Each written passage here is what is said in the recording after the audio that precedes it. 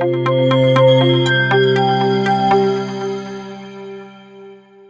sprint goal. The sprint goal is the single objective for the sprint. The Scrum team developers do not have any other work that they intend to accomplish outside of the sprint goal. So the sprint goal is the authoritative directive for the Scrum team to collaborate together to deliver value in the sprint.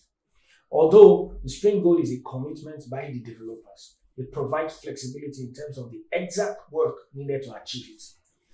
The sprint goal also creates coherence and focus, encouraging the Scrum team to work together rather than on separate initiatives.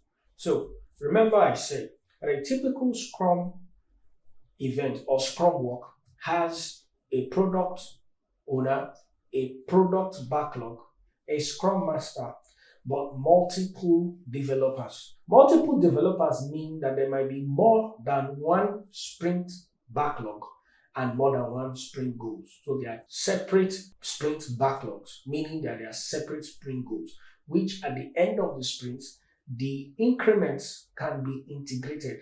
The Scrum team work together rather than on separate initiatives to deliver value. The sprint goal is created during the sprint planning event and then added to the sprint backlog. As the developers work during the sprint, they keep the sprint goal in mind.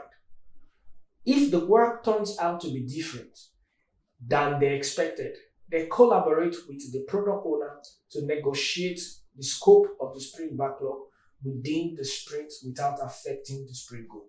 So remember that a sprint backlog, one of the constituents of a sprint backlog is a sprint goal. So a sprint backlog will naturally contain selected product backlog items, sprint goal, and then the plan that the developers have to deliver these increments at the end of the sprint.